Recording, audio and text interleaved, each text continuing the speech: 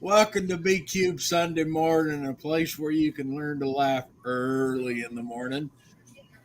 And I am so glad that this is last Sunday because last Sunday is when we get to have Jim Wright and David Gerrold on. And I'm reminding you that they're going to be at MissCon this year. And you will be able to see them talk about this book I've got up on the screen over writing David's face. That is The Last Cities of Earth. And so get your copy, haul it over to MissCon, and get it autographed. But that said, I must ask you guys, what's up? Well, over here, I'll start. Over here, we have to do a remodel so we can sell the house and use the money to move to Vermont. So things have gotten very hectic. And they're building something behind us, and the cement mixers actually damaged our cement wall. But the developer, the contractor, was very apologetic, and because they're working with bricks and cement, he's going to fix it, and he was very cool about it. So we talked to our real estate agent, who's also a contractor, and she talked to him and told him what had to happen, and so apparently that's handled. But we didn't need the agita. We really didn't. I mean, we had like 7 really good days in a row. It's like, and we're looking at each other saying, it's not going to last. It's not going to last. And Sean and I go out yesterday morning. We're just going to have a chat together. I'm going to have my coffee. He's going to, and we're just going to spend some time, talking each other down, right? And he looks past my shoulder and his eyes go, oh my God. So we knew that our good luck streak had ended. But, to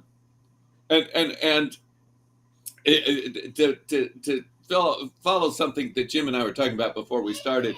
So I posted about this on my Facebook page. I just said, well, the contractor's going to fix it. And immediately 2 or 3 people came in. Well, here's what you have to do. It's like, excuse me, I got my son, I got my real estate agent, I got me this, I know exactly. But here's people explaining to me as if I'm stupid. And this is what, it's like, well, get it in writing, or it's like, excuse me, I know what we're doing. We have witnesses, we have photographs, we have everything. But there are people who are acting as if, I just fell off the turnip truck. We don't have turnip trucks in Northridge. We don't have turnips. But other than that, we're approaching it with enormous good humor. So that's what's going on over here. But the good news, the really good news, is the baby and the toddler are both developing extremely well. Aiden he's putting words together to 2-word sentences right on schedule, and he's learning new words every day. So we all have to watch our language today. There are words we don't want it to learn yet. Welcome. So Jim, I have my mic muted, man. I'm mute my mic. Okay, I got the headphones. All right. Anyway, I'm done for the moment. No. Okay. I will tell you this. I don't read the news anymore. I can't. There's too much personal tragedies, people being shot or auto accidents or a single mother being killed by a stupid driver. It's like I cannot deal with the news anymore because I take it personally. And I think I have developed a bad case of empathy. I just cannot read the news. So I'm exactly the opposite. I'm reading the news for tragedy, man. I don't want to be too happy. Well, yeah, Right. Good morning. I'll mute my mic in and out. I'm in a coffee shop that is currently very smoky for some reason in the middle of Middleville, Michigan. They've spread fresh cow manure on the fields out here, so the aroma is great. And I have a very large cup of coffee, so that's where I'm at.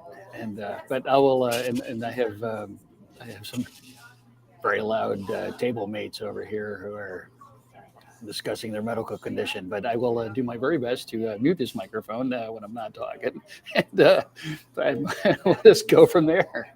Good morning. Let's see. I have no idea. Bob disappeared. This is typical Bob. And I know you're listening. There he is. Right. You throw us in here together, and then like no subject, no nothing, and then you just disappear. So, but Well, you run away, big chicken. We may be doing this broadcast from MisCon next month. All three of us are going to be at in Missoula, Montana next month, and so we might actually be doing this broadcast from in the same room. We'll see how that goes.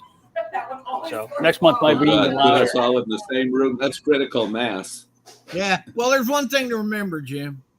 Ain't nobody signing on to see my smiling face.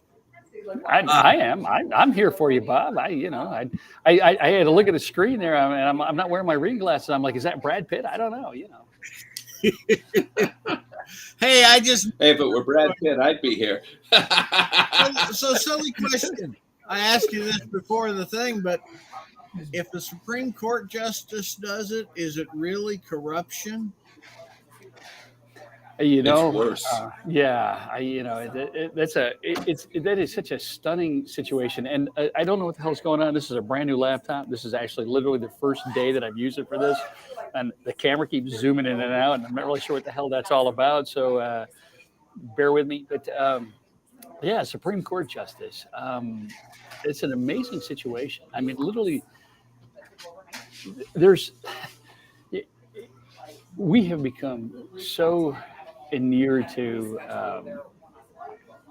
government that you always expect politicians to be a little corrupt, and you always expect your government to be engaged in some kind of malfeasance in one form or another, varying degrees, and well, kind of like not, and it depends on where you're at. I mean, I lived in Alaska. It's like the running joke is how corrupt the government is, and but on the other hand, they keep them on an island, isolated from everybody else, and so there's a limited amount of damage that they can do. But over the since about 2016. Our government is this is stuff where I imagine that there is somewhere in the afterlife where Richard Nixon is staring at his computer screen like, what the, my God, it's absolutely unbelievable. But it's a measure of how used to this that we've gotten, that every day another thing comes out about institutions in the United States of America that we once just considered to be unassailable. The Supreme Court, we say, we may not agree with their opinions. We may not agree with the court kind of wobbles from left to right, yada, yada, yada. But you expect these people to act with integrity and put the law above politics. And it's a measure of how used to corruption that we've got, that every day you see another headline is Clarence Thomas this, yada yada, Alito is saying some damn thing, and it turns out these people have been doing things that are just blatantly corrupt, and we all agree they're corrupt, left, right. Everybody's like, well, yeah, but and it's just another headline. It's just another tweet that goes past, and everybody's like, well, Well, that's where I am stunned by it. I don't want to talk anymore about Supreme Court ethics. I want to talk about Supreme Court corruption. Ethics is the wrong word to use anymore. There aren't any ethics. I'm sorry, I got a mustache. I have this large sticky coffee here, and I've got a mustache here that is like driving me mad. I'd like take a break and go find a pair of scissors or something. But first world problems, I guess. But it's amazing. Like I said, we're arguing over things like ethics panels, whether or not the Supreme Court should actually have some sort of ethical review. We're literally arguing. That's a thing that we're arguing about. Like, well, if we hold them to standards, if they have to answer to some kind of ethical review, I don't know. How's that going to, seriously, these are things I see people arguing about online. I mean, very, serious pundits online arguing about why we can't hold the highest judges in the country to ethical, nonpartisan standards. I don't even know how to the highest court. the highest court in the land has to be the highest standard of integrity, and the damage that has been done to the court in the past 8 years um, is astonishing. To some extent, and this is a very controversial position. I think Ruth Bader Ginsburg should have resigned early in the Obama administration so that he could have appointed someone younger, and it's that because she died during the Trump administration opening up that seat. And she should have recognized that she should have been political enough to recognize she was not going to last forever. And I remember the day she died, every woman I know only posted 2 words: "Oh shit," because they knew Trump was going to replace her with somebody picked out for him by the, what do they call that, the Federal Society, Federation Society, the Federalist Society. Yeah. Yeah, yeah. And it's just, we have reached a point where we can no longer trust the Supreme Court. And that is a very dangerous thing. I want to point out something. There's a movie called Judgment at Nuremberg, and it is about holding the Nazi war criminals to justice, which we did not go after enough of them. But it starred Spencer Tracy and Montgomery Clift and Judy Garland and Burt Lancaster as one of the German judges who was on trial. And at the end of the movie, Spencer Tracy, who played the prosecutor or the judge, I forget which, he goes to see Burt Lancaster in his prison cell. And Burt Lancaster's been found guilty. And he says, "You were the judges. You had the opportunity and the responsibility to call a halt, to say this is illegal. You had the job to stop it, and you didn't. That was the failure."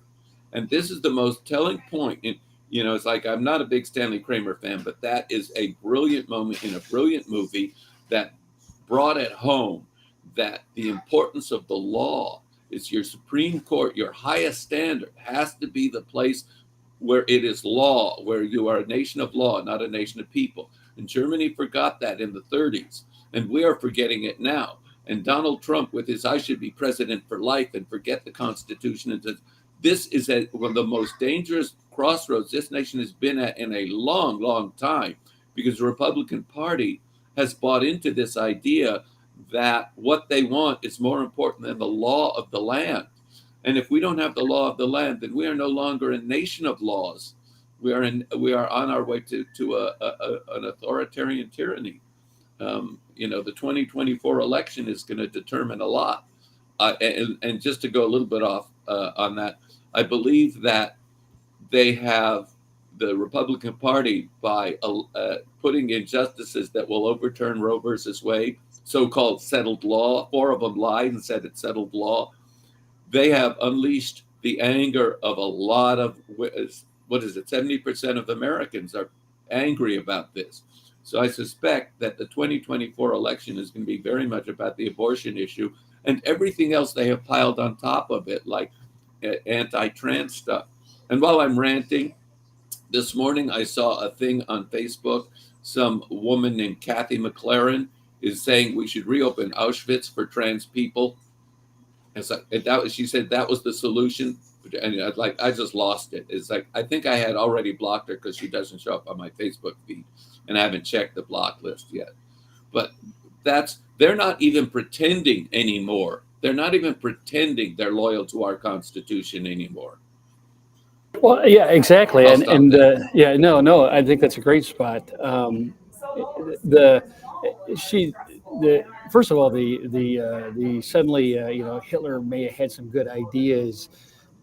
Suddenly, I'm seeing that everywhere. I'm seeing that from politicians. I'm seeing that from random people on social media. All of a sudden, these things are popping up across my awareness of people that are like, well, yeah, that guy was a jackass, but he just targeted the wrong people. I'm like, well, hang on, can you, again, literally, can you not see the parallels? And I said this yesterday. Genocide doesn't start with death camps and gas chambers. Sorry, very loud here. They're their own best. Anyway, genocide doesn't start with death camps and shoveling people into ovens. Genocide starts with marginalizing people, making people the enemy. And Yeah, it, I was going to say go, I go, studied World go. War Yeah, II. I I just muted the studied mic World here. War II and the rise of the Third Reich a lot, and it started a little bit at a time. It's the frog in the boiling water. You don't drop the frog in boiling water. You turn the temperature up 1 degree at a time. And the history of Germany in the 30s is 1 degree at a time. And they drove the nation to the point of craziness. The Wannsee Conference didn't happen until January of 1942. It was postponed because of a little event that happened on December 7th, 41. But the January conference at Wannsee was where the final solution was planned. And there have been 2 or 3 dramatizations of it because such exact records were kept. We know exactly who said what. And every single one of there was the only hero in that entire conference was the guy who didn't like what was being said and got up and left. But he didn't do anything to stop the final solution, as they called it. So that's where the Holocaust. Right, and again, that's part of what you're seeing here is that the same logic here that you're seeing back in the 1930s and 1920s in Germany, and that is the fact that we're the party of law and order, but there are times when the law needs to be suspended for us because we're right, and so long as we're doing it for our principles, it's not really fascism. See, and again, what these people fail to understand is that once you go down that road, you are a fascist. You are the Nazi. You are Nazi Germany, and that's exactly how it happened. It happened little bit by little bit, where the law didn't apply to the people in charge. Again, because they felt that they were right. Those people never saw themselves as monsters. And again, you look at Nazi Germany, and you say, "My God, how the hell could this happen?" Well, it happened because they thought they were right. They thought that history would vindicate them. Yeah, listen. Once we eliminate all of these people, you'll see how much better the world is, and then you'll agree with us. And so, even though it's really a horrible thing, as long as we get the world that we want out of it, you'll all agree. If you're one of those people that we let live, that you'll see how much better everything is for all of us that remain. And that's really the logic that they're using. And it's the same thing you're seeing here, where you see people saying, well, hey, there's this group of people that we don't like, and we should start up the death camps and put those people in it, and it'll be okay because none of us like those people anyway. And what you miss is that, and what people like that when they say those sorts of things, what they miss is that, and this is exactly what happened in Germany, and it happened in the Khmer Rouge, it happened in the Soviet Union, it happened in all these places, and that is the fact that authoritarianism always has to have an enemy. And right now, it's There's a thing that sorry, let me that I've always said. Well, there's a thing that I've always said, that tyrants die. Tyrannies do not last. They die with the tyrant. The problem is the damage they do before the tyrant dies. So, but the history, even the Soviet Union collapsed. It took them like 70 years, but it collapsed. The Chinese have been very, very good at maintaining themselves, but the fact that every generation of Chinese people gets more aggressive in demanding more from their own government is hopeful. They get crackdowns regularly in China, but there's going to come a day when enough Chinese people will say, we want this change, and the Chinese government will either have to change or collapse. So tyrannies do not last. But the problem is democracies are always vulnerable to tyrannies because democracies can be steered toward the chasm. And we have seen that, as you have pointed out, Jim, we have seen that in too many countries. We're seeing it in countries in Europe right now that are going right wing. It's it's like I said, the part of the problem is the fact, though, that again, these things need this sort of mindset always needs an enemy. There always has to be some sort of enemy for this to work. In Germany, of course, it was the Jews, and then it was the Gypsies, and then it was et cetera, et cetera. It's the same thing here in the Soviet Union. It was Western debauchery and that sort of thing. But here right now, it's trans people. What these folks forget is, they're saying, this is about morality, it's about ethics, it's about, doing the right thing, it's about our religion, yada yada yada. Once you eliminate those people, you ship those people off to the camps. You still need an enemy, and so now it's the next group and the next group after that, and pretty soon, and again, people are real fond of quoting that Martin Niemöller poem. First they came for the trade unionists. First they came for the communists, then they came for the trade unionists, then they came for yada yada yada. And people love to quote that, but they don't understand the implications of it, which is the fact that, yeah, man, here in the U.S., you marginalize certain groups of people. Well, eventually they're going to come for your ass too, and that's really the biggest problem that we're facing at the moment. Is that again, these people, no matter how you justify it, you justify hate and marginalization and those sort of things in the guise of morality. This is how it goes off the rails. It takes 10, 15, 20 years for this to happen. But in some cases it happens, since 2016. But again, you see these people trying to justify things that we have universally condemned throughout history. I mean, you literally right now you've got Trump, True Social, and at his rallies talking about rounding up homeless people and putting them on trains and shipping them off to some kind of to some kind of camps that he wants to build on undeveloped property around cities. I mean, what the hell is that all about? And you literally have people cheering this idea. And his whole idea is, well, hey, listen, we'll get these people help, and we'll get these people drug counseling, and we'll make them, but it's not about helping those people. When you listen to him, what it's really about is not inconveniencing him, so he doesn't have to look at it. So that these people nobody wants to see homeless people on a goddamn corner. I grant you that. But if you're going to pay for drug counseling and you're going to pay for doctors, why can't you do that where you're at? When you start talking about shipping people off to camps, well, again, it's just like the war on terrorism. You've created a business here. So you start shipping people off to camps. And once you take care of those people, however you do it, you got the camps, you have the business, you're paying the contractors. It's just like prison for profit. The only way that works is if you keep a steady stream of criminals coming in. And so you create this industry of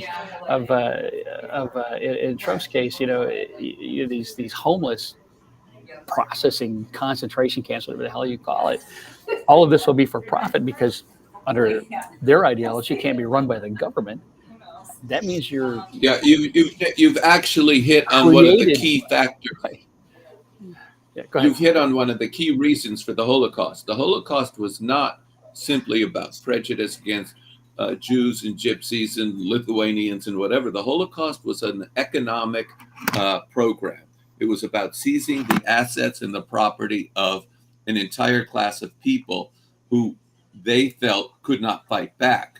And that's really, there is always an economic justification at the heart of all of this. And but the Holocaust was probably $1 trillion into the German economy because they seized everything: artwork, jewelry, property, clothes, eyeglasses, gold from the teeth. They seized everything, and every Nazi officer profited. They were, even after all the people were skimming their little share off illegally off their so-called legal elimination, they were still raking in billions. And so to ignore the economic justification for the Holocaust is to ignore the real reason it happened. Yeah, and that's absolutely true. And again, part of the, like I said, once you create, again, a perfect example is prison for profit. Once you create that, you have to, again, to backtrack here, I'll give you an example that's personal to me. The last couple of years of my military career, I was involved in the what was then referred to as the war on drugs, counter narcotics operations, that kind of thing. And when you're out there on the pointy end of the stick in the Eastern Pacific, down by the Galapagos Islands off South America, and you're hunting drug runners, and you see the sheer volume of what's happening and the stuff that's coming across the border and the people that are involved in it, you realize very quickly that this whole thing is a goddamn joke. And you also start to understand that when you look at all the people that are involved, from the DEA to the ATF to the military to the CIA to the FBI to a dozen different law enforcement agencies to international cooperation, and that the sheer volume, the sheer amount of money, and I'm not just talking about the money that moves from drugs in the United States. What I'm talking about is the massive amount of money that is thrown at that problem, from buying helicopters and weapons to outfitting people to the massive, gigantic intelligence apparatus that spans a dozen agencies, to the profit to be made by politicians talking about it. I mean, Ted Cruz is on TV every day talking about the goddamn border. If the border was secure tomorrow, I don't know what the hell Ted Cruz would talk about, because it's the only thing that he ever talks about. And I mean, that's what got him elected. That's what gets every politician in Texas elected, and in Southern California, the goddamn border, the drugs, you got immigrants, all this stuff. I mean, there's everything. There's everything involved in this stuff. This is massive amount of money. The last thing that the American government wants is for drugs to go away, because there's so much money to be made. There's so much power. There's so many. It's this massive, convoluted, intertwined money-making machine. And it's not just money. It's also there's a certain mindset that's attracted to it of you're not in the military, you're not really a cop, but you're an anti-counter-narcotics guy, and so you're geared up and you got all this stuff on, and you got way better weapons than the military has. You got body armor, you're four-wheelers or horseback, and you're on the border, and there's like no supervision, and there's a mindset that goes with that, man. You're like your own private military. Well, and again, there's again, what I was going to say. Right, it becomes a self-licking ice cream cone. That's what we called it, and it's the same kind of thing that you're seeing with this stuff. If you build let's say you took Donald Trump on his idea, and you built these homeless tent cities that he wants to build, and his idea is like, and this is how you sell it. It's all clean and it's laid out, and there's these neat tents that everybody lives in, and we're going to have doctors, and we're going to have drug counselors, and these people are all going to get cleaned up, and they're going to be functional members of society, and that's how it's going to work. That's not going to work like that. No tent camp in the world has ever. And that's the same shit that they used to sell Palestinian refugee camps. It always end up to be this either horrible slum or concentration camp. All you did was move the problem from one place to another, and you didn't really even move the problem. And the thing is, though, is once that becomes profitable, because in the United States, that's exactly what will happen. It'll become profitable. The people that sell the tents, the people that provide the doctors, the people that build the fences, the people that the security with the dogs, the transportation from picking people up on the street and bringing them to the. And once that starts happening, once you start making money, you can't get rid of it. It can't end. It can only get big. You have to find people. You have to keep the machine fed, or people lose money. It never. One of the prisons for profits was suing. I think it's Arizona, was suing the state for not arresting enough people so they could stay in business. That's exactly it. And again, once prison becomes for profit, you have to have a supply of prisoners. That's how it works. You have to, and you have to keep it going. And again, it's the same kind of thing that you see with the military. You get a certain amount of allocation for weapons and materials every year. Well, even if your training doesn't require you to use that up, you still have to use it up because you have to buy more for next year. And anybody who's been involved in the military knows. I mean, the last month before the end of the fiscal year, you're all out in the rifle range, blazing away, burning up all the ammo, because if you don't get any more ammo for next year. I'm like, well, but we don't need it. We already have it. No, that's not how it works. You have to burn it up so that we can spend money to buy more. And it's the same thing with like defense contractors. And we're not at war. But you have to keep buying. You can't stop building ships. You can't stop building weapons, because if you do, the companies that build that stuff will go out of business. So even if you don't need it, you got to keep buying it, because God help us if we don't have a defense industry. And so again, it just becomes this self-fulfilling prophecy. This what we used to call a self-licking ice cream cone, because it's absolutely endless. And that's exactly what you're looking at with this sort of thing. With this, again, this worker, the last people, the very last person on the planet that wants the border secured is Ted Cruz, because if that wasn't a problem, he couldn't get elected because he doesn't have any other ideas. I mean, Ted Cruz is not in there saying, "Hey, listen, man, once we get this border crisis solved, man, I got a whole list of stuff that we're going to take care of, civil rights, and we're going to do this, and we're going to do that, and we're going to make life better for people, and we're going to have like electric sidewalks and electric cars, and everything's going to be great, and we'll have enough to eat." It's not that. There's no plan beyond the crisis. There's no nothing. There's nowhere to go with it. And it's the same thing. The entire Republican Party philosophy has become this horrible crisis. Well, so, yeah, but what's your plan after that? Let's say we solve this tomorrow. We're going to build Trump's goddamn wall, 1,000 feet high, 2,000 miles long, barbed wire moat, alligators. Nobody can get through. It's impenetrable. Problem solved, right? Except for the tunnels. Okay. But he said, but the border, man, you watch these people. You watch everybody from Marsha Blackburn to Ted Cruz to Marco Rubio. And I'm like, what the fuck is Marco Rubio talking about? I'm like, dude, anyway, like your parents came from somewhere else illegally, man. But the thing here is that these people talk about this, all crime and this stuff. I'm like, so what you're telling me is if we build this wall, we get rid of all immigration, there won't be any more crime?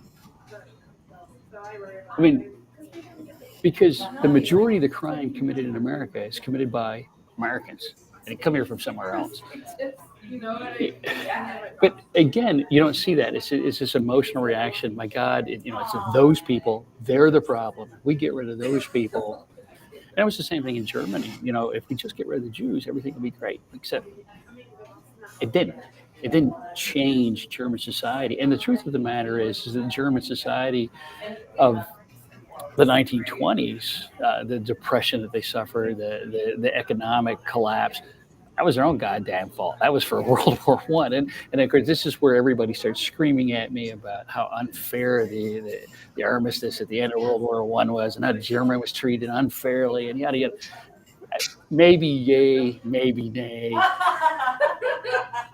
But no matter how unfairly they were treated, that just doesn't justify the genocide of 12 million people. Okay, I don't give a shit how bad your economy is. But again, the solution to the situation that Germany was in was not murdering people. And it's the same thing here in the United States. People say, well, we've got all these issues, we've got crime, we've got this and that and the other. I said, yeah, in a minute, at the moment you're targeting drag queens. But in reality, if I look at the actual statistics, children are a hell of a lot safer with drag queens than they are with a local priest, man. I mean, I see this every day. Hey, oh, I'm sorry, I'm distracted. There's things happening at the Gerrold household, and they look interesting, and I want to know what's going on. That's my daughter-in-law who's taking care of local business and borrowing my car, and she's a treasure. She is absolutely a treasure. And she's humanized Sean. That and the kids. So I'm sorry for the interruptions. No. That's like I said, I'm fascinated. But it's good once in a while to remember. Yeah. It's good once in a while to remember what we're up to is, even though it sounds, what's that old cartoon? It's hard to remember that all you wanted to do when you're up to your ass in alligators, all you wanted to do was drain the swamp. Right. Well, we are up to our butts in alligators right now, but we haven't lost our commitment to draining the swamp. It's just a bigger problem than we thought. Well, but again, you talk about the law of unintended consequences. You drain the swamp, the alligators don't have any place to live anymore. They got to go somewhere. That's how they crawl up on your porch. And just to torture the shit out of that analogy. Well, I have a different analogy where mine is that the universe is a practical joker. That if you're going to get good news, it's only because the universe is setting you up for something worse. Yeah, it's funny though. But it's like I said, for those who don't know, I'm traveling. I'm somewhere in Michigan, and I have a new grandson he's about 5 months old, and he's the cutest thing in existence. And he's actually at my house right now because my wife, grandma's babysitting, and which is the best part of our week. And so when I see your daughter-in-law and I see Aiden in the background, and I see the pictures on your Facebook page, and and I'm like, damn it, I wish I was home. But it's a good thing the kids are photogenic because the dog isn't. So it's the other way around for me. I got very photogenic dogs. But what's important, the reason I bring it up, and it's funny we're sitting here laughing about our grandkids, and I think that makes us old. But the thing is that that's what we're fighting for. That's the whole point. Our time, I won't say it's past, but our time, we've done our the things that we're going to do in life, and I'm not done yet. We're still doing stuff, but what matters, and I think what America's really lost, and I talked about this on Twitter the other day. Somebody said to me, I was criticizing a well-known Democrat. Somebody said, "How dare you criticize a Democrat?" Whoa, slow down there, Sparky. I'm not a Democrat. I'm also not a Republican. My loyalty is to those kids. My loyalty is to that future, to a better world, the things that we're leaving behind. My loyalty is not to some political ideology or some goddamn politician. I'm not in a cult. Everything I've done in my life, from serving the military to what I do now, is about leaving the world a better place than we found it, leaving a future for those kids, for Aiden, for my grandson, whose name is Casey, by the way, and to live in a better world for that. I mean, if I go tomorrow, those kids are still going to be here. And whether they're living amongst the ruins of civilization or they're living that future that we wrote about as science fiction writers, that's up to us. And these kids are not going to thank us for climate change, for not doing a goddamn thing. They're not going to thank us for rounding up homeless people and sticking them in a goddamn camp somewhere. They're not going to thank us for discrimination and killing people over what fucking bathroom that they use. Okay, excuse me. That's right. I'm supposed to watch my language. Pardon me. But, it's okay. I have the headphones on. The kids aren't going to hear you. They're not going to thank us for those things. They're going to look at us the way we look at those sons of bitches that let World War II happen. That stood by while they saw this horror building on the horizon and went, well, not my problem. And again, but I see it. I see it all the time. I did mention this to you in the pregame here before we went live. But yesterday, and those of you that follow me on Twitter saw it happen. And again, it's my Twitter timeline is a rich show on the best of days. But yesterday, it was one of those days where everything just kind of went over the edge. And it was the fact that I was in a restaurant, and where that is doesn't matter. But I was in a restaurant the other day, and they've got 4 bathrooms. They're all unisex. Don't give a shit. They don't care who uses it. They've got 4 bathrooms, and basically the sign says, wash your hands. We don't care about anything else. Go in, lock the door, do your business, get on. So there's a solution. It didn't require that we murder anybody. It didn't require anybody standing outside the bathroom with guns checking people's genitalia to make sure that you're using the right place. It didn't require politicians to be involved. Looked like a pretty damn good solution to me. And the first goddamn comment on Twitter was, wow, how come you left out the baby changing stations? Whoa, hang on a minute. We're not murdering people over baby changing stations. We're murdering people over what bathroom they choose to use. This is the important part. Try to focus on that. And naturally, the next 1,000 comments were arguing about baby changing stations. And what really, and that's a measure, as silly as that sounds, the reality though is that that's a reflection of this country. That's a reflection of who we are as Americans. And what I mean by that is we say, look, here's this injustice, this horrible injustice. People are literally being murdered over this injustice. And here's a simple solution to it. And the first question is, yeah, but what's in it for me? And that's what that conversation actually shows you. You have People actually with hit Jim. You've actually hit on the basic human instinct: is what's in it for me. Like if I were to tell you that the sun is going to burn out in 3 billion years, your first thought is what's in it for me.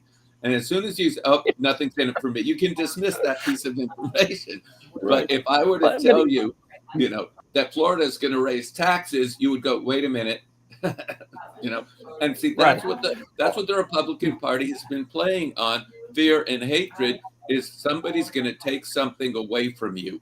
So you right away you go to what's in it for me. I'm going to lose something. I got to vote Republican. Well, that's exactly it. When you say to people, and you see this, you see it reflected everywhere. When we say, hey, these people over here are marginalized, and all they're asking for is the same rights as everybody else. You say, whoa, hang on a second. If they have the same rights as me, I'm diminished as a human being. I must have less.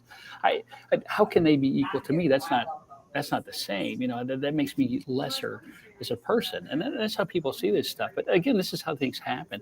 We knew the Holocaust was going on in Europe in 1939. It wasn't the Holocaust then, it wasn't the final solution then, but we knew that a group of people were being thrown out of their homes, just like you had talked about, that their property was being stolen, their rights were being taken, that they were being murdered in the streets, and they were being shipped off. And in fact, an entire shipload of these people, several hundred of them, came here to the United States. First went to somewhere in the Caribbean, I don't remember where, and then tried to was rejected there. And then, Cuba. That's what I thought, it was Cuba. And then came here, and we sent them packing. No, we don't want you here, because again, the mentality was, what's in it for us? What's in it for you? The ability to look yourself in a goddamn mirror, for one thing. What's in it for you? What's in it being a decent person and building a better future? What's in it for you? But again, this is how we look at stuff. Again, like I said, the bathroom thing, the simple solution. And like I said, the first response from people was, well, what's in it for me?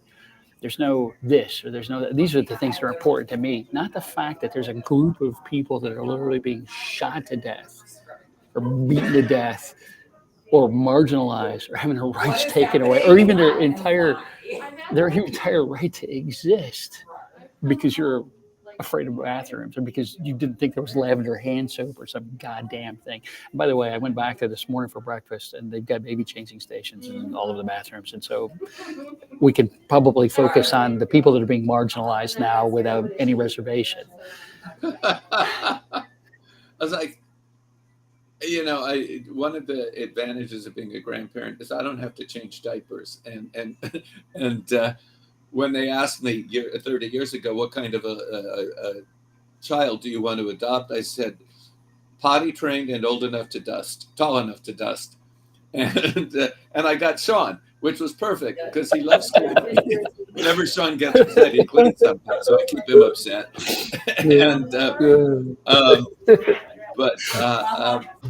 It's the thing is I know there are fathers who are so committed to their kids, because I've seen Sean change diapers and I've seen the way he takes good care of his kids, and I'm delighted to see baby changing stations in the men's room. Great.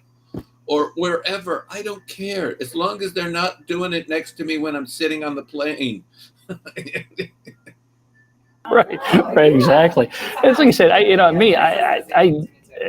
I can't stand. I think there's a name for the condition, Misophonia or something. I can't stand the sound of other people eating and chewing and doing their business. And people ask me, how did you survive the military? I don't know, sheer grit, I guess. But again, I would love bathrooms just from my own standpoint. If there were private stalls, so that they have to about it, and I don't have to listen to other people do anything.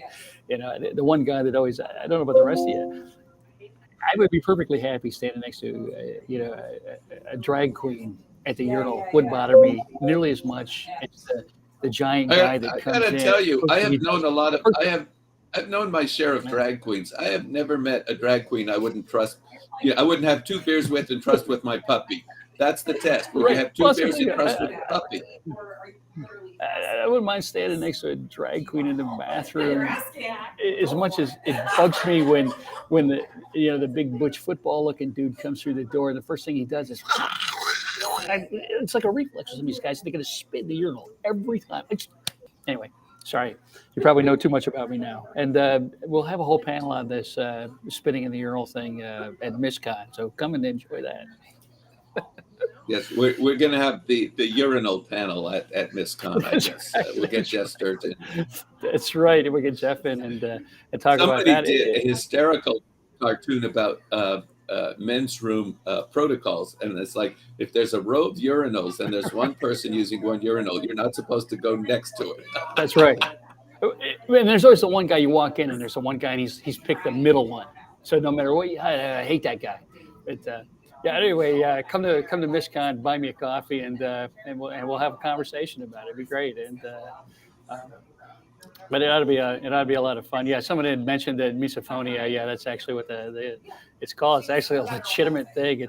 The problem is people say, just ignore it. You don't understand how this works, man. I hear people chewing with their mouth open, and it's just rage. It's like white fire inside of my head. I can't take it. I have to leave. I have to go do something else. Of course, there's worse things to have, I guess. But anyway, yeah. Come to. Let me share something. Yeah, let me share something. I have my news feed on the other monitor here, looking for things that relate to what we're talking about. What just came in is a meme from Santa Monica. This is not a drag queen. A Santa Monica police employee has molested more than 200 kids. That's not a drag queen, And as far as we know. And I knew someone who had been molested by his Catholic priest, an former altar boy, and that was not the only one. That priest had and what the church did when they found out, they just transferred him to another parish. This was back in the 60s or 70s. Because that's what you used to do. Sure, absolutely.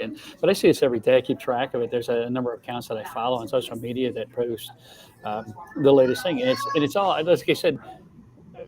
What I actually need is I need some kind of Chrome add-in that I can add into my browser, that every time a conservative says drag queen, it changes those words to youth minister, because seriously, man, if and I've got one guy that every time I say this, every time I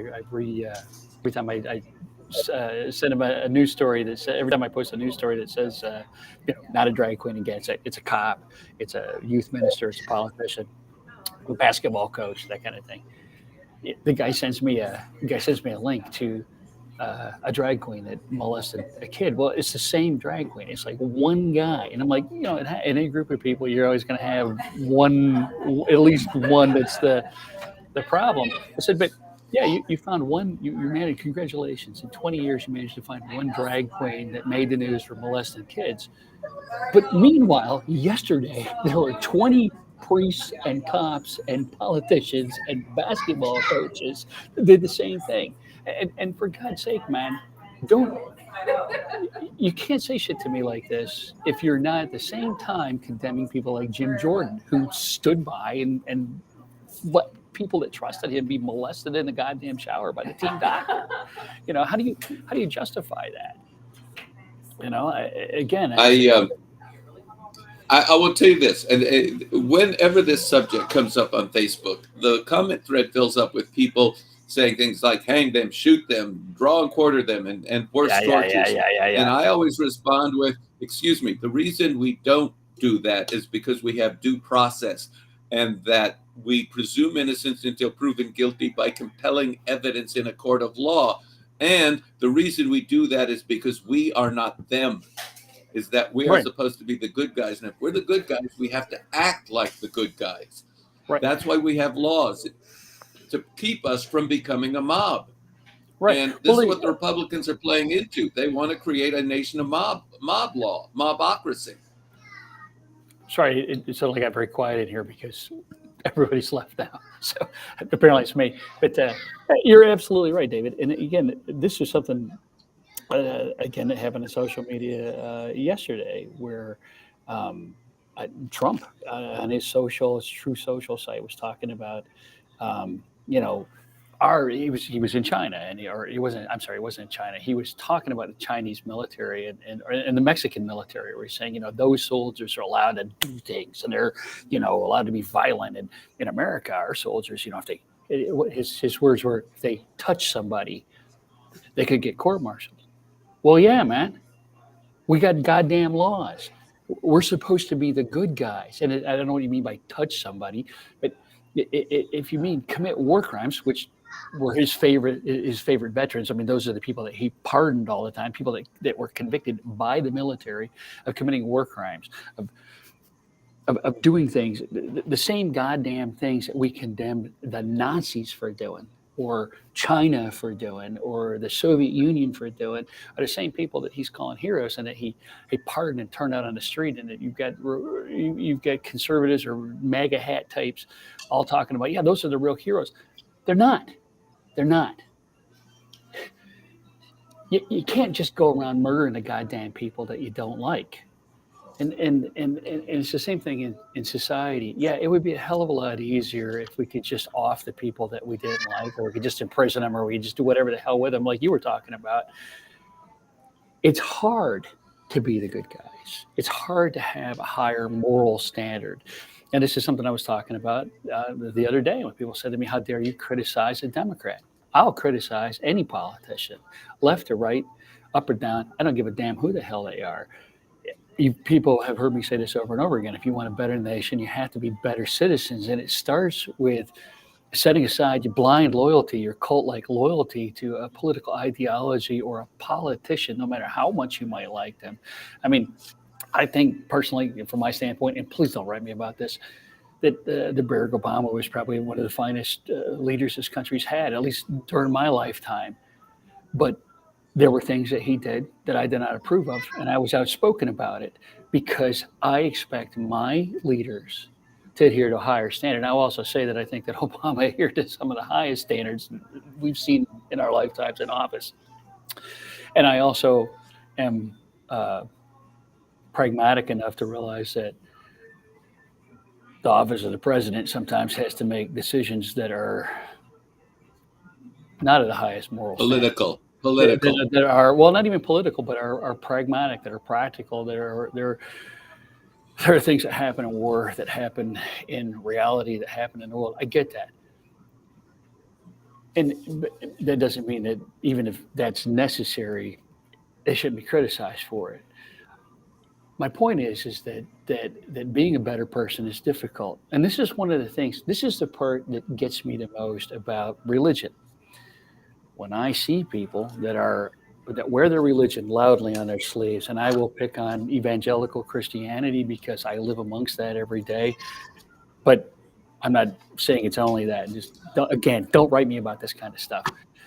But the thing is that, and I see this kind of stuff, and people come to me and say, well, I'm an evangelical Christian, and I believe in this and this and this, and then I think, and then I see them do things and say things that are absolutely counter to that.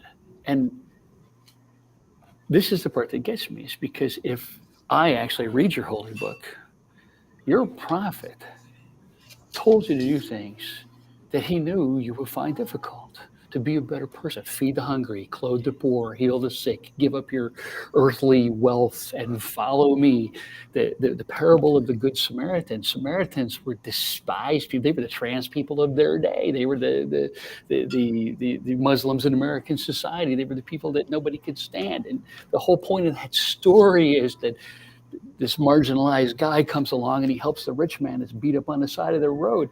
And the point is that it's supposed to change the way that you think, not reinforce the hatred and prejudice that you already have. This was everything that the second half of your book tells you, that it's difficult to be that better person. Not, hey, this book is about making you feel good about being a dickhead. That's when these so-called Christians start preaching at me, I tell them, yes, I have read the Bible, and Jesus told us to feed the poor and heal the sick, and etc. And he gave us this great commandment: love one another. And then I point out, but I don't see any love in anything you've posted here. that usually makes them go away. Yeah. They don't apologize. They don't repent. But they go away. I mean, again, part of my job, it's my former profession when I was in uniform, especially in the Middle East. My job was to advise and provide insight to the chain of command to do intelligence work. And so as part of that, you had to know religion, you had to know those things. And so it's always hilarious to me when I have people that want to come to me and say, well, I'm a Christian and I'll argue my religion with you. Well, first of all, I'm not interested in arguing. You're not talking about arguing religion. You're talking about proselytizing me. That's the first thing. So let's get that straight. You're not talking about a dialogue. You're talking about imposing your will on me. But second of all, I'm not going to argue your religion with you when you yourself don't even understand what the hell it said. Again, I see this every day. I don't see it so much here, but again, I live in the deep South, and so I drive, and I study those signs that are out in front of churches that have the messages on them. I drive past those over and over. There are churches that I go past just to read the sign, and never one time in all the places that I've been across this continent have I ever seen a sign in front of a church that says, feed the hungry, clothe the poor, heal the sick, do unto others as you would have them do unto you. Easier for a camel to go through an eye of a needle than a rich man to get into heaven. All of those things that the founder of that religion said never shows up on that sign. What shows up on that sign is the old part. You're going to fire and brimstone. My favorite is driving. In fact, I have a bunch of notes. What, are you getting takeout? I didn't get any takeout. What the hell, man? I hope you brought enough for everybody. But hey, you're sitting in a coffee shop. Don't you start with me. That's true. With my very big coffee. But as I drive, one of the things I have to do, and I know I'm behind here. Thank you, people that follow me, for sticking with me, even though I've been kind of thin on content lately. But I have a couple of essays in the back of my head, and they're all based on the signs that I pass as I drive Highway 65 from Florida to Michigan. And I'm doing that 2-3 times a month now, and sometimes 4 times a month now. And these signs are just fascinating. And one of my favorites is there's a sign on the side of the road, and anybody who's driven 65 through Alabama knows what sign I'm going to talk about. It's this great big sign across from this giant Confederate flag that says, "Go to church or the devil will get you." I love that sign. I love that sign. But for those, I see those signs. I see these religious signs along the side of the road, and it's just astounding to me. I have to sit down and write an essay about it because it provides this fascinating insight of Heartland America. I'll get to that. I promise you I'll get to that as soon as I get a chance. If I ever win the lotto, I want to put up billboards that simply say, "Love one another, Jesus." Yeah. And see if that makes a difference. And see how many people send you death threats, right? Right? Because that's how it works.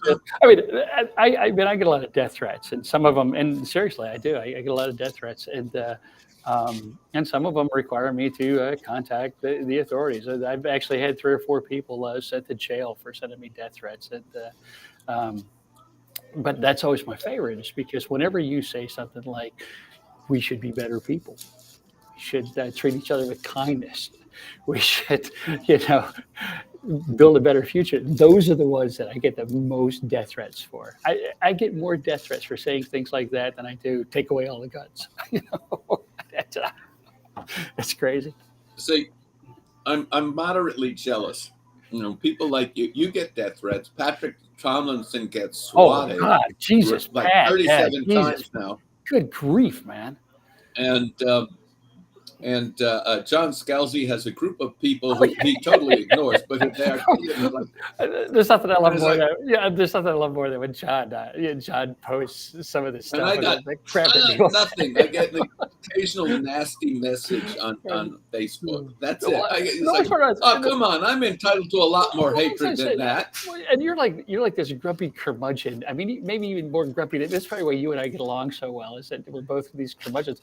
But John Scalzi, he's like the nicest guy in the world, man. He's kind, he's polite, he lives up to the things that he says, he helps people, and people just send him the most, and they hate him for it. He's absolutely, it cracks me up, man. I think he handles it pretty well, though. He does a great job. Yeah, John is a good example of how to be a good example. He's Yeah. really a great guy. I love the fact that when they attack his wife and it doesn't, they say things about Chrissy, and I met Chrissy at World Class. I'm sure she wouldn't remember, but the woman is a force of nature, and and I'm like, man, you guys have no idea what the hell you're getting into. I would be very careful. John's a nice guy, but she's like my wife. She's like, "I'm gonna murder your ass in your sleep." Jesus. I man. once had to point out to one of these people, I said, you're dealing with a high verbal who has had 20, 30, 40 years of experience in dealing with hecklers. Do you really, you are an inexperienced little pipsqueak. Plowboy should not should not pull on shooters. Shooters, exactly. Because this guy, his biggest problem is determining how he's going to handle you, not whether or not he can. Whether or not you're even worth his time, And I mean, people follow me on Twitter know I spend a lot of time. Mocking trolls, but John, I mean, I'm a piker compared to John. I mean, John's just, he cracks me up. But like I said, he's the nicest guy. The part this thing I don't get it. I mean, he's the writer's writer. I mean, he's a guy that all the rest of us want to be. And he's probably written 3 novels since we started talking about it. He's written 3 novels and a screenplay or something. Jesus. Yeah, Bob Silverberg used to be that way before he retired. yeah. Just crank him out, but yeah, it's funny. I get probably more death threats for saying be nice to each other than I do anything else. It's bananas, man. People are angry, and America's invested in being angry, and that's a hard cliff to walk back from when you become addicted to rage and being mad about stuff. And most of the things that people are mad about, again, we keep coming back and touching on trans rights here. Most people have absolutely no involvement. There's absolutely nothing that has anything to do with them in any fashion or another, but they're outraged about it. How many trans people have you met today? I mean, how many, the ones that kill me are they keep talking about drag queen story hour. I got to do something about it. Really? What are your kids doing at drag queen story hour? I mean, how did they get there? If you didn't take them, if they're 4 or 5 years old, how did they get there? Did they borrow the car keys and drive themselves down to the library? How did they get there? I mean, Sean will have. Well, that's true. That's true. The point that kills me is, I mean, to me, this sounds more like you're a shitty parent. Not that you being a crappy parent. I don't mean, if you're a parent, you take your kid to drag queen story or whatever. That's you as a parent. It sounds to me like you don't know what the hell your kids are doing. That's what it sounds to me like. And you also sounds to me like you're the kind of person that can't talk to your children.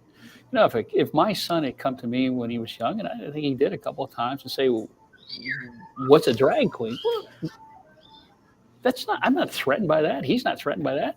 The kid was my son was incredibly curious as a child. He still is as an adult. He knows everything. Everything fascinates him. He's interested in everything. The guy asks questions. We'll sit down at the table and talk about it. We're not threatened in any way. Knowledge isn't something that you should fear. And it's not something that you should fear your children knowing. But again, I live amongst this. And there is a very pervasive mindset amongst the portion of society that I live in, that we don't want our kids to be any more than we are. We don't want it. Don't get uppity. Don't get above your station. My background is completely opposite. I want my kids, my grandkid, to do better than I, go further, be higher, be smarter, be better educated, build a better world, go beyond anything that I was able to do, or that my parents were able to do, or my grandparents were able to do, build that better future. But like I said, I live in a culture where the very strong message is don't get above yourself. Don't be different than us. Don't you Let me and let me point out something. Anger is infectious. If I come at you angry, you will respond with anger. And this is absolutely the success of the Republican Party. They come at you with anger and you get angry too. And they make the Democrats angry. Their job is to make people angry because that's their primary emotion. That's what they're stuck in, is anger. Because, and I will tell you this, I was stuck in anger for a while. Then I fell in love with someone, and boy, it was really hard to be angry after that. And when Sean came into my life, it was impossible to be angry because Right. I was having so much fun. The one thing about being a parent, never lose your sense of humor. And once I learned that, I had the greatest time in the world. Right. There were only a couple of times during his teenage years where I was trying to figure out how to dispose of the body. Right. Right. And it's a funny thing though. It's like I said, I can get you've been to my house, David, and stayed with me a couple of times, or at least once in my office. My office is 50 feet from the house, and so I'll be out in my office and I'll be looking at this crap on the internet, and you're just like, I'm furious, and then you go inside to get a cup of coffee, and my wife's watching our grandson, and he's about 5-6 months now, and his eyes are all big, and he's starting to make noises, and his brain's on, and everything is fascinating, and he can't see it. And you're like, no matter how mad we got that with Layla, who just turned 4 months today. Thing. So, we can see it. It's so much fun. Right. No matter how angry you are, you come in the house, you're like, and you're sitting on the floor making noises and little flashy lights and toys and blocks, and I go back outside, and I'm like, I forgot my coffee. I don't know what the hell. I don't know what I've done. I'm like water around the yard looking at flowers. I don't know what on.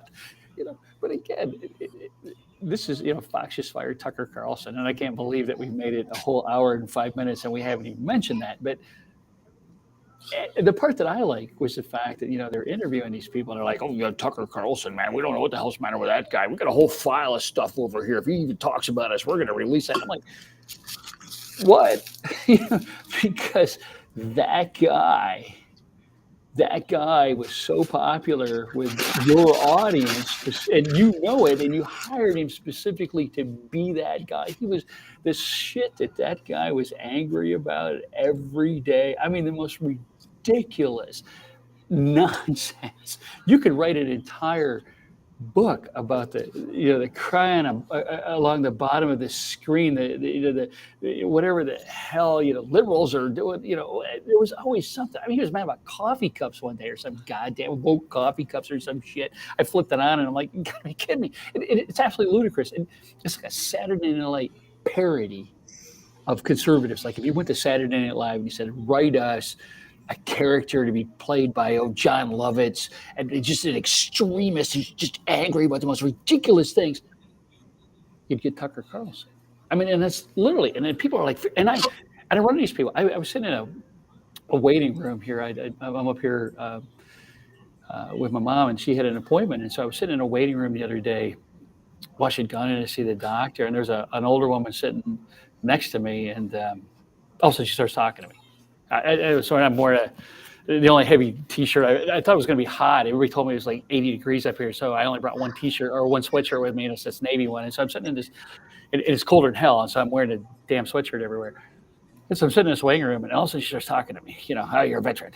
Yeah, thanks for your service. Yeah, whatever, man. I'm just, and what did she say? Something about, and who you're talking to as soon as they say something like this. Well, I can't believe they're making everybody in the military get that vaccine, and then, it's killing people, and, I'm like, holy crap, where the hell did this come from? And I said, oh, is that a fact? Oh, yeah, and I can tell because the shit that she's talking about is the stuff that Tucker Carlson talked about, the night before he got fired. And I said, oh, by the way, what do you do? And, I'm trying to be as non-committal. I'm just a waiting room man. I just want to get the hell out of here. And I said, what do you do? And she said, oh, I'm a nurse. You're a nurse. And you're anti-vax. You're against vaccines. And this is the power that kind of cult-like mentality has. You have literally decades, I mean, she was probably my age, literally decades of training and experience in the utility of vaccines. But because this guy, the heir to the fish stick fortune, who has absolutely no medical experience whatsoever, said vaccines are bad, you're anti-vax. Nice talking to you. Because there's you can't argue. People say to me, well, I have once or twice. I have argue with those people. Once or twice, I have said, we cannot have this conversation. You don't know what you're talking about. You're an idiot. You're qualified. Yeah. Actually, and I'll tell you where that came from. Robert A. Heinlein wanted to talk to me about an article he had read in The Economist. I said, I haven't read it. He says, then we can't have this conversation. And I said, you're right. And it was like, Right. he was willing to share with me Right. what he had learned, but I was not coming from a place where I could Commonly respond converse. the Yeah. same level. And I admired the honesty, the authenticity of that assertion. And by the way, it didn't change our friendship one bit. Oh, We but were he was. still, we had a lot of fun sharing jokes and whatever. And there were some issues we didn't talk about because I wasn't following the same magazines and articles he Right. was. And this was in the days when things only got published. Charlie, stop it. It's like you're in the This was coffee. in the It's like day you're in the when- coffee shop with me, man. It's when we had editors and publishers Yeah. who wanted to make sure their articles were factual. Right. Things got fact checked. The Right. internet has destroyed fact checking. I mean, it's like, Right. it's like somebody posted a meme that's like something like 70% of people who got vaccinated have been found dead in their homes. Right. It's like, well, what? Right. And the thing is, the more outrageous the fact is, the more people believe it. And it's again, I came from a peculiar background in military intelligence. My background is primarily something called information warfare, and I can look at social media is a dream for that particular specialty because in the old days it was very difficult to insert ideas into the public consciousness. Nowadays, man, it doesn't take anything, and you have people like Elon Musk that are helping our adversaries do these things, and and you see things like there's always been this cult of ignorance in the United States, and please, somebody don't. I know you're all there's 20 people right now reaching to type in that Isaac Asimov quote. We got it. You don't need to do that. We got it. But there's always been this cult of ignorance in the United States of people like proudly ignorant. I don't need no training. Because we're a nation of amateurs. We're proud of that fact that hey, anybody can be the president. Well, yeah, maybe, but the last 4 years should have taught you why that's a bad idea. Maybe. Well, let me share this one with you. About 30, 40 years ago, I was involved with a personal improvement course. And people would invite their friends, and I had been asked to be an enrollment assistant. So it's all right, let me see how that works. And I would talk to people, and they would say, "Oh, I don't need this." I say, "You're right, you don't need it, but do you want it?" And they say, "Oh, no, I'm fine the way I am." And I would listen to. We actually had training sessions where we would analyze why people would say these things to avoid. This is. How would you like to be more powerful, more effective in what you accomplish? And it was about building better relationships, and knowing what not to do. It was really a lot of it with tips and tricks, but there was how to be more authentic as a human being. And we would have these conversations with people and watch the things they would throw up as obstacles, why they needed to stay stuck where they were. Now, I'm not saying everybody needed to do the course, and I'm not saying everybody needed to be that way, but the course was valuable to those who recognized this isn't working for me. Why isn't it working? How do I get better? And there were people who were very enthusiastic. This will work? Yeah, give it a try. And they would sign up immediately.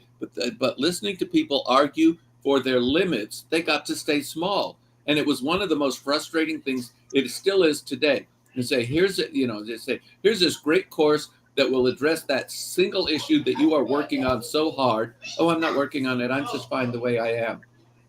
Okay. Right. Yeah. I had to practice not doing it. Okay. Right. And again, you see that. I mean, you see that writ large in America. We don't need to be better. We're fine the way we are. And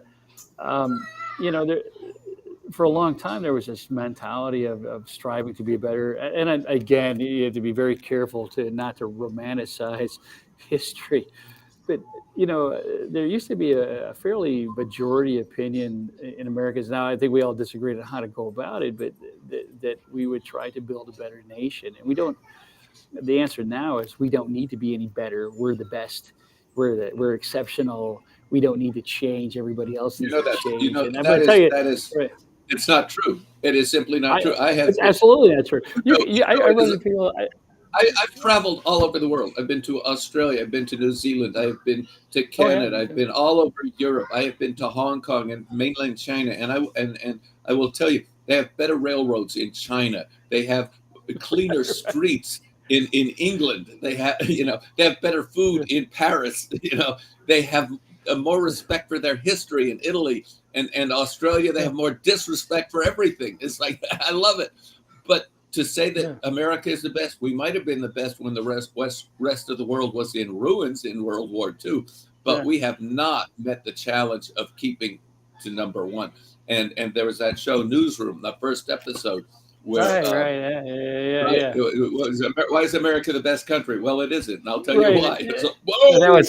I can't. I'm at like a mental block of the actor, and he's a fantastic actor. Bill William, was it William Hurt? No, it was. I know who you mean. I can see his face. Somebody look it up.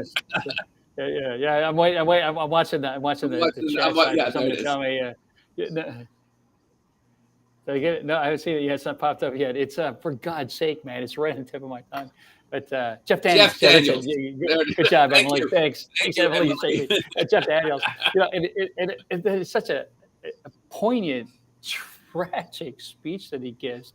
But again, I'm not trashing the United States, but on the other hand, again, it's like, and this is something I can't get through people's face.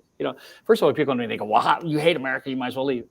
Buddy, I served my country in uniform at great risk to myself for 24 years. If I hated my country, why the hell would I do that? And I know, the guy that's criticizing me, I know you haven't served your country, so perhaps back off on that. Why don't you just leave it? I said, it's love it or leave it. That is and of course that came out of the 60s. America, love it or leave it. That's a hell of a thing. What if you raised children that way? And you know where I'm going with this, right? If you're as a parent, especially you guys, you raise your children, you love your kids, and we like to say we love our children unconditionally, and we do, but there are also conditions, because when your kids screw up, it is your job as a parent to say, hey, let's talk about that. Let's fix that problem. Let's make you a better person, because children are not born good people. They're born greedy, selfish, sloppy little monsters. And your job as a parent, they're wonderful, cute little chimpanzees. And the fact that they're cute is the reason we don't strangle them in their cribs, Right. And your job is has big eyes, and your job is to make human beings out of them. That's your job as a parent. And there's nothing wrong with that. That's a normal process. And it's the same thing with America. You can't say to America, America, love it or leave it. What the hell kind of non-conditional bullshit is that? Listen, if my country does something wrong, I'm going to say something. I want us to be better people, a better nation. And that doesn't, loving your children, loving your country, loving anything unconditionally, you're not an adult, you're in a cult. Okay. Your job as a rational human being is to look at a thing that you may love, but you also recognize its flaws, and you strive to correct those problems and create a better world for other people, man. Like I said, that speech by Jeff Daniels in Newsroom, that's a hell of a speech, man. I wish everybody would look at that. And the problem is that people do see that, and then they're outraged. How dare you criticize America? For God's sake, we're back to it. We're about 15 minutes on, and I'm amused. I'm ignoring it, but I'm also amused where people keep quietly talking to Bob about, hey, I'm just letting these guys ramble on. And Bob's like, yeah, okay, Actually, I just I hate to interrupt because Jim is so good. But every so often, there's something that I feel I can add, so I will interrupt. No, but this is one and I'm like the same way. I'm just acknowledging I can just sit here and listen to David all day. That's why I read his books. It's funny you're talking about motivational training and stuff. What was it? The fourth book of the Couture Wars that, where Jim McCarthy's let me share a joke oh with my you. God, man. I'm like, the thing I like the afterward that you wrote in there. I don't want to see people doing these seminars at cons. It's just a book. I've seen the damage that look, I've been a trainer and I understand is that the trainer needs to be the most humble and vulnerable person in the room. Otherwise, you become the authoritarian bully, and that's not how you deliver a course. And it's the same for teaching. But I had written the first 14 pages of A Matter for Men, and then my agent sold The Man Who Folded Himself. So I put it aside to finish The Man Who Folded Himself. I finally got to it years later. So, and then years later, I was invited to do the S training. All right. So, but I had written those pages. And so one of my friends is a trainer named John Hanley Jr., and he shows it to his dad, John Hanley Sr., who invented the LifeSpring training. And I was in the room, and he shows him those first 14 chapters of A Matter for Men, particularly one of the training sections. And John Hanley Sr. is saying, yeah, that's all in the training. And I said, no, that was all written before I ever did any trainings. And they all kind of looked at me. It's like, it's kind of weird. But yeah, it's like personal. But I got that from Heinlein, I think. I probably got it from Heinlein. Is personal responsibility is where it starts, is you take responsibility for who you are, as uncomfortable as it may be. Is that otherwise you become like the ball in the pinball machine. You're just bouncing off the bumpers wherever the bumpers want to send you. At the point at which you take responsibility for who you are and what you're doing in the world, you're liberated. And I realized that's one of the reasons why I made so many people uncomfortable very on, and I was thoughtless and arrogant and stupid in a lot of things. But I also didn't accept a lot of the inhibitions and restrictions that other people were trying to put on me. And it was liberating to let go of, I don't have to accept your religious views. I don't have to accept your political views. I don't have to accept your rules for my life. I have to figure it out for myself. And this is a very dangerous thing for some kinds of people, that to allow other people to figure out how to live their lives themselves, because, oh my God, if I let you live your life yourself, then I don't have any control over you. Yeah. And now we're back to raising children again, aren't we? And same thing with the country and your neighbors. Exactly. With Sean, I knew I was inheriting 8 years of other people's failures. And my job was to give him a safe place to discover who he was and be a good kid. And he grew up to be an amazing man. I am so proud of my son. It's amazing, and amazing how that works, isn't it? Exactly. When you don't try to impose yourself and make little carbon copies, and you create an environment for people to become themselves, it's amazing the people that they grow into, isn't it? I didn't want a little carbon copy. I know who I am. But that's right. I don't want to put up with that bullshit.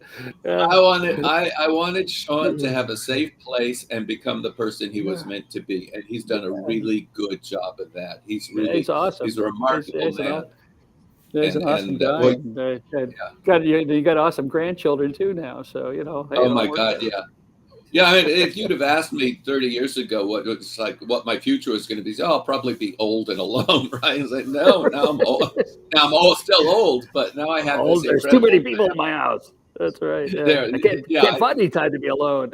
half my stuff is in storage now, but you don't hear me complaining.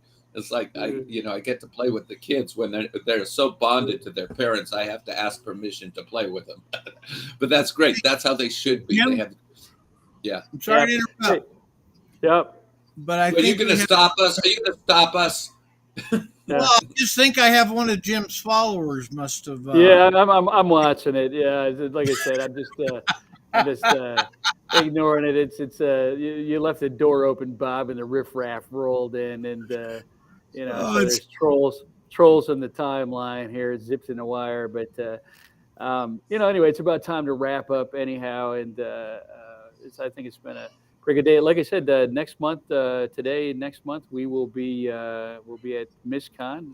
Should be the three of us, at least David and I, and Hope and Bob will be there, and it should be pretty exciting. I've been talking to the folks that are in charge. As most of you know, I'll be the special guest of honor, and And that's I'm the least of the four people that are headlining the con. The other three are fantastic folks. It's got to be a great time, and the panels look like they're going to be a blast. We're going to spend a lot of time talking about the things that I think most of you are interested in, AI and science fiction. And I've been asked if I'd be interested in maybe doing talk about photography, and I'd like to roll that in with a couple of the artists that are going to be there. Jeff Sturgeon's going to be there, and how those things all relate to what we all do and what we're interested in. So it should be a pretty damn good time. Plus, it's Missoula, Montana. I mean, how great is that? I was there a couple of years. No, it's before the pandemic already, and it is a great convention. The people are wonderful.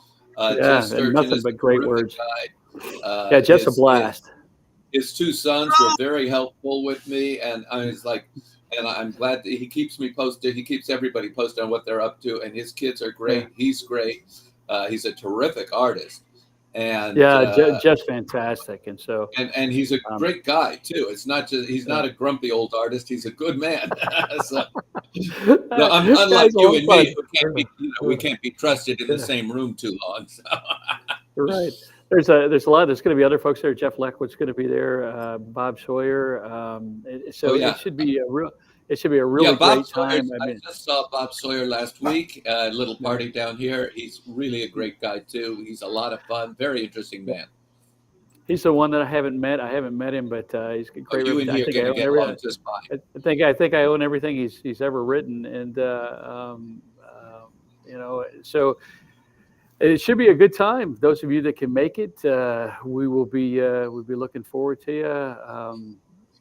I might bring a couple things. Somebody asked if I was going to bring my photography along. No, I'll be coming up by myself, and I'll be driving the Mini across country. So that's mostly packed with camera gear and maybe a change of underwear, and that's about it. And so, but I will. Wait a minute, you change your underwear? Well, you flip it around, and. But okay, Navy man, you're talking to a Navy guy. But don't you hide your face, Bob, because you were the nuclear Navy, and you talk about there's some. Yeah, I'll tell you stories about that. We get them. Nah, you don't. I'll tell you stories about the nuclear Navy. All right. We were good guys. Hey, so let me just. I'm gonna have to do this to you guys because it's for your own good. Right. But I will say two things that I was going to add into your conversations. One, it's ridiculous, but Idaho has now passed a law saying parent can't take their 17-year-old daughter out of state for an abortion without going to jail. Okay. And you can't throw that in an hour and a half into the conversation. I know, but I just had to get it out. And then Kansas legislature, after having their voters vote 65% to keep abortion legal, just overrode the governor's veto to try and ban some forms of abortion. It's like, for God's sake, thank God we got people like you here. Well, I'll say that on the other hand, history is always fraught with danger. We are always on the verge of disaster. This is the nature of civilization. But one thing that history does show us is that good people can prevail and very often do. Now, it's a lot like the Terminator franchise. We got to go through Judgment Day first. But in the end, it would be great if we could all look at this and say, hey, let's just not have the conflict in the middle. Let's not have the conflict, the disaster, the killing people, the fascism, the bigotry, and just go on to be better people, because eventually we're going to be better people anyway. But that's not how humanity works. But I would say to you that it's very easy to look at social media and the news and listen to the pundits all day and feel this horrible, crushing weight of awfulness. But the reality is the vast majority of people in this world are damn fine folks. And they just don't make a lot of noise about it. And we will indeed prevail. Now, that road may be rocky, but know that you're not alone out there, and you shouldn't feel that it's all falling down on you. I mean, you know, and don't forget to hug the people that you love, and don't forget to laugh once in a while, and go do the things that you enjoy doing. So anyway, over to you, David, and then we're out of here.